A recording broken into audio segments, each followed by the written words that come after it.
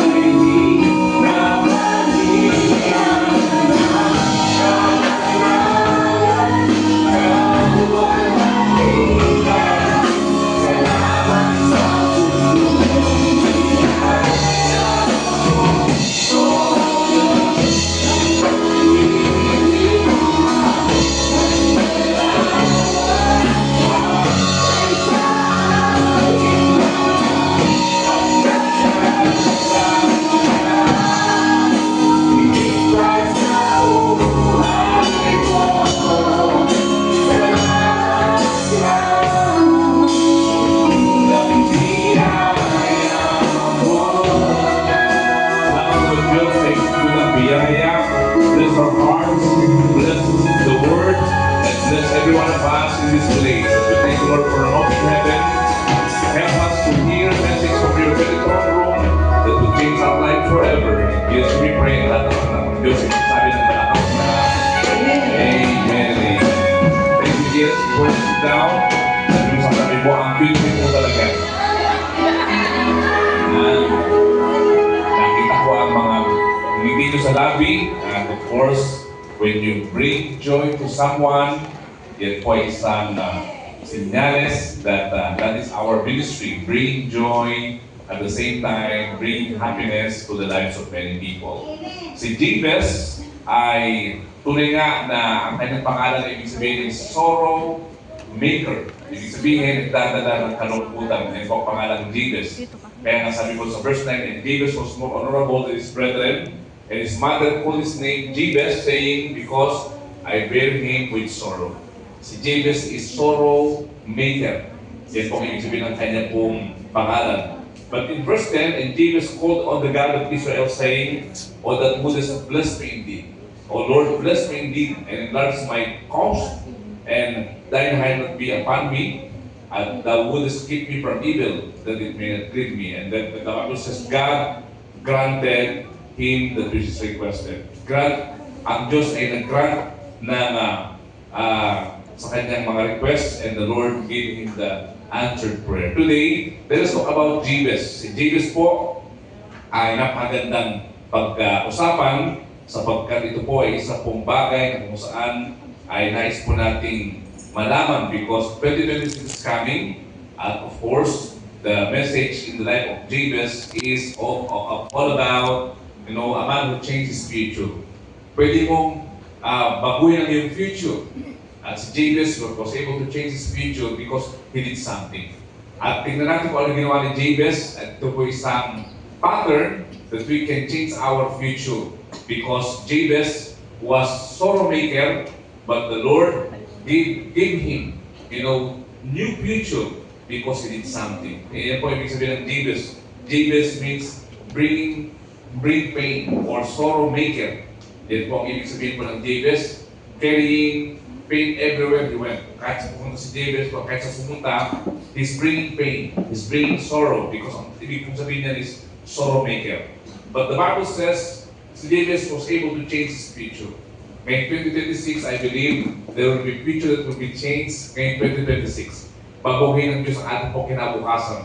Because, we can see that our God wanted you to look to your future and you are not entangled with your past because your past is nothing compared to your future.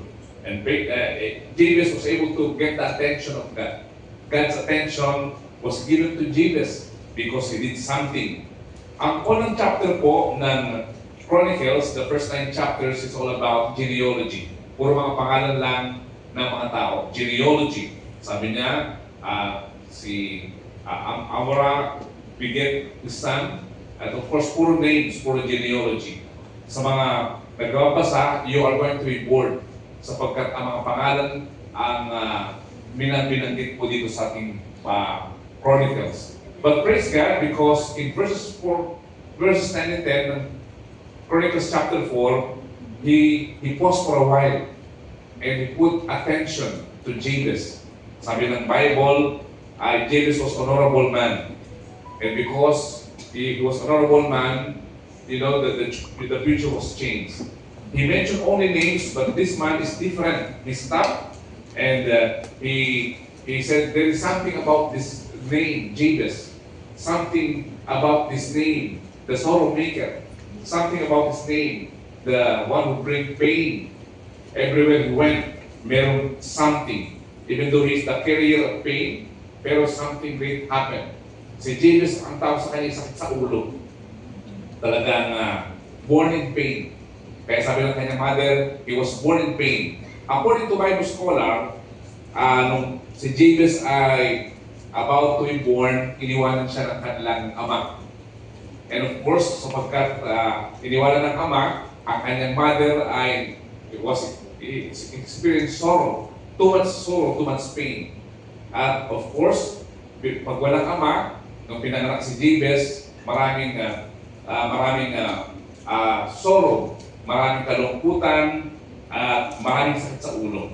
That's why ang tawag po sa kanya is sorrow maker. Sobrang sakit ang naranasan ng kanyang nanay nung si Jabez ay ipapanganak. According to the Bible scholar, the whole family was in pain sapagkat of course walang ama, walang salat sa finances, at marami silang naranasan. That's why too painful. Kaya ang tawag po sa kanya is sorrow maker. Ang kanyang nanay, sabi sa verse 9, at basahin ko natin yung verse 9, sabi rito, and his mother called his name Jabez, saying, I bear him with sorrow. Ang nakalungkot, yung kanyang close sa kanya, ang nagsabi sa kanya that you are sorrow maker. You are born in pain. Yung pangalan ay nakakapit sa tinatawag na kapighatian o kalungkutan. Ang kanyang nanay mismo nagsabi, I call you Jabez. But Jabez was able to change the future. In verse 10, Jabez called on the God of Israel, saying that you would bless me. He called, the God of Israel. Hindi yung kanyang mga kaibigan, hindi religious organization, hindi yung kanyang mga kasamahan, hindi pamilya, but he called on the God of Israel, the God of Isaac, the God of Jacob, the God of Abraham. And the Bible says, God granted his request. Amen. Now, ano yung ginawa dito ni Jabez? Sa Jewish culture, pag binigyan ka ng pangalan, it is connected with your destiny. Pagka binigyan ka ng pangalan, it defines your future. Ibig sabihin, si Jabez, yung kanyang future is sorrow maker. It defines his future. His future is bringing pain everywhere he went. Si Jabez ay sakit sa ulo.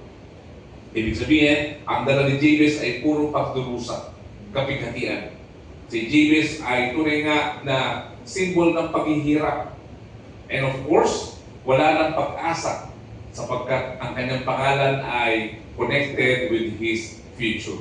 Yan po ang Jewish culture. Pagka binigyan ng pangalan, it defines your destiny. It defines your future. Kaya nga si Jacob, di ba? Sabi ni Jacob, ayokong maging supplanter. He wrestled with the angel of God because he doesn't want his name. He doesn't like Jacob. And God changed his name to Israel. Ganun dito si Jabez. Si Jabez, ibig sabihin ng kanyang pangalan ay sorrow maker. Nagdadala ng kapighatian. Trouble maker. Nagdadala ng kalungkutan, lahat ng problema, sakit sa ulo, and he's connected with pain. He's born in pain, he was raised in pain, and of course, his destiny is pain. It defines his future. Maghihirap, walang pag-asa, sakit sa ulo, pagdurusa. But praise God, because one day in verse 10, si Jabez ay nanalangin. He prayed to the God of Jacob, the God of Israel, the God of Isaac, the God of Abraham, oh that you would bless me. Yun po ang kanyang tinatawag na prayer. And the Lord changed his life. You know, we can see, the Bible says the power of tongue is death and life. Kapag pangalan mo ay sorrow maker, so umaga pa lamang, tatawagin ka ng mga kapatid, halika na sorrow maker. Halika na, carrier of pain. Kahit yung kanyang magulang, ang tawag sa kanya is sorrow maker. Kapigatian ang iyong dala. Yun ang kanyang pangalan. And it is entangled with him. And the power of tongue is death and life. Yun po ang kanyang nangyari sa kanyang buhay. He is the carrier of kapigatian, carrier of pain, carrier of sorrow. But he said, I want to change my name. I don't want to become the sorrow maker. And you know, the Bible says the power of tongue is death and life. That's why he said, I don't like to call me death. I want life. I want blessing. I want miracle. I want breakthrough. That's my name. I don't like my name anymore, sorrow maker. And I believe that God answers prayer. And that's why yung kanyang future na change. Ganyan po minsan nangyayari sa atin. That's why sa ating pamilya, huwag mong tawagin na sorrow maker ang iyong anak because it will affect his future. Huwag mong tawagin ng negative words ng iyong anak sapagkat ang iyong anak ay magsasuffer because the power of tongue is death and life. At sa the Bible says, you know, when you declare a thing, it will become permanent. It will establish, sabi sa Job 22 verse 28. That's why lahat ng sinasabi natin, meron niyang epekto sa ating pong mga anak. That's why today, change the name of your children. Tawagin mo sila anointed. Tawagin mo sila beautiful.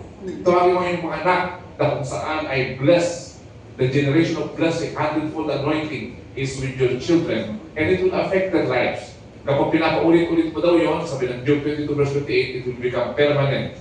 That's why your child will become anointed. Your child will become the cream of the crop. Your child will become, you know, blessed. And your child will experience miracle because what you confess, you shall possess. And that's why today, since si David sabi niya, ayoko ng sorrow maker. I want to change my future. Ngayon 2026, do you want to change your future? Amen. 2026 is coming. That's why if you want to change your life, change your word.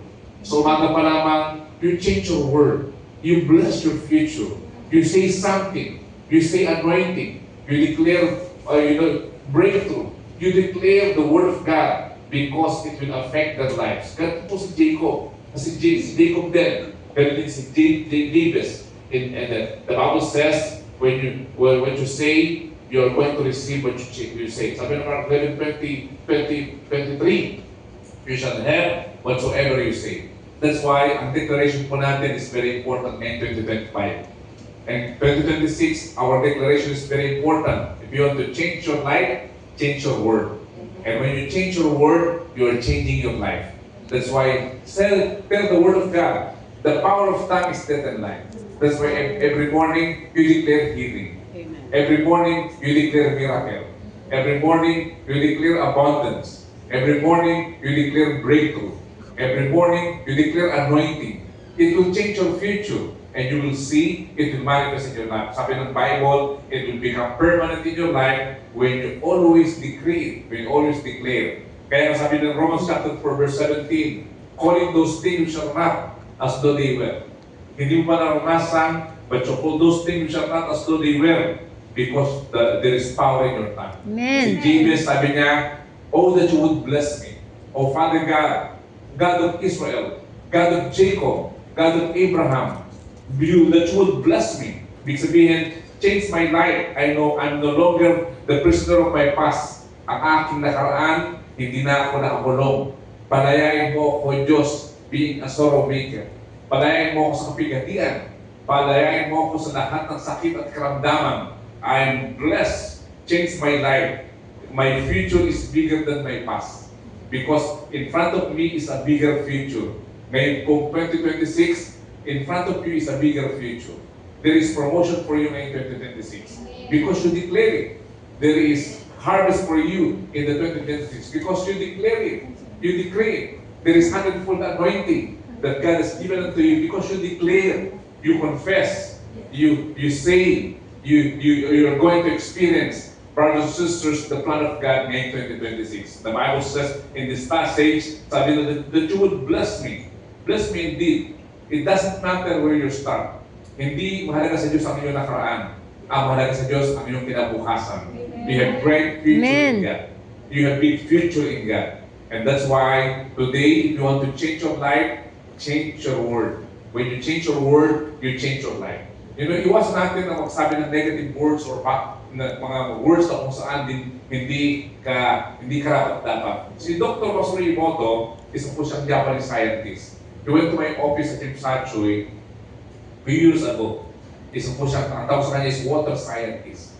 Then, he visited us in our office in Chipsachoi. It was a jam-pack. The hall is jam-pack. People from Philippines, people from Malaysia, people from Singapore, Japan was there. And Dr. Masaru Emoto gave a talk about water. Sabi niya, kumuha siya ng isang cup ng water. And then, every morning, he will speak beautiful words sa cup na yun. Sabi niya, you are beautiful, you are wonderful, you are excellent. You know, lahat ng positive words ay binibigay niya sa cup na yun, the cup of water. But he get another cup, the second cup. At sabi niya doon sa second cup, sabi niya, cup water, you are ugly, I don't like you, I hate you, you are not excellent. Lahat ng negative words, sinasabi niya sa cup na yun. For 1 week, every day, declaring negative words sa isang cup, sa second cup, and positive words sa isang cup, yung first cup. And then after 1 week, he take a microscope and took the microscopic view of the two cups. Yung first cup, nabigla siya sapagkat yung sinasabihin niya ng positive word, yung microscopic view is, you know, crystallized, excellent, at maganda po yung water. And yung cup na sinasabihin niya ng positive words ay tunay nga na give the good microscopic view. Pero to his amazement, yung pangalawang cup na sinasabihin niya negative words, yung microscopic view is jumbled, chaotic microscopic view. Hindi maganda yung view na tinatawag na microscopic doon po sa second water. Ibig sabihin, even science will tell you there is power in the word. Even the Bible is telling you there is power in the word. Hindi lang po yun. There was a hospital na yung isa pong mga pasyente nilagay sa isang room. And every morning the doctor will say, you are healed. And every morning the doctor will say positive words. You are good. Your body is excellent. Every morning, declaring positive words sa mga pasyente doon sa isang room. Isa namang room, there is a second room na sinasabihan ng doktor, hindi na kayo gagaling. Mahirapan kayong gumaling. You know, your case is so hard. Lahat ng negative words sinabi po ng doktor. You know, after 1 month, they found out, yung sinasabihan nila ng positive words, marami pong kung saan ay gumaling. At marami naka-recover. And in fact, they were released by the hospital. Pero yung pong sinasabihan ng negative word, palala ng palala yung kanilang pong sitwasyon. Ibig sabihin, even medical doctor is saying, there is power in your word.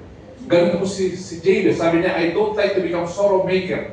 Change my life. O God of Israel, change me. O God of Israel, bless me. And the Bible says, you know, God granted the prayer of Jabez. Today, your future in 2026 will be better. You're going to be promoted in 2026 because you declare promotion. You're going to expand in the 2026 because you declare life in your future. You're going to declare, expand. You're going to enlarge. Kaya nga sabi po rito sa ating talata, enlarge my cause. Sabi ng Bible sa verse 10, 1 Chronicles chapter 4 verse 10, enlarge my cause because 2026 the Lord will promote you. 2026 the Lord will give you expansion. 2026 the Lord will bring you to the next level because you change your word. You cannot put down a prayerful person. Pag ang tao ay prayerful, you cannot put him down because God is with him. The protection of God is with him. That's why 2026 you are going to never be the same again. Because there is promotion for you in the 2026. There is expansion for you in the 2026. There is hundredfold blessing that you're going to experience in 2026 because you have decided, you have prayed, you called upon the name of the Lord, and it's yours, it will happen to you. He was born in pain. Hindi lang po was born in pain, he was raised in pain. Not only that, he was raised in struggle, hardship, but the future was changed because God granted his request. Supernatural favor flows sa kanyang buhay. Praise God, because nothing is impossible with our God. Expansion came, growth came, and I'm telling you, God will give you advanced anointing. Amen. You are going to advance in the future. Amen. This is the beginning of the new beginning in your life. Sabi ng 2 Corinthians chapter 9 verse 11, you will be enriched by God. The Lord will enrich you so that you become generous to other people. Para maging blessing ka sa iyong kapatiran. The Lord will give you some more blessing, more harvest, hundredfold harvest, hundredfold anointing so that you can be a blessing to your community. Sabi ng 2 Corinthians chapter 9 verse 11. And if you want to take that blessing right now, say aloud, Amen. In His name, it's yours. The Lord granted your prayer request. Amen. And the Lord granted your request right now. It's yours, and the Lord is changing your destiny.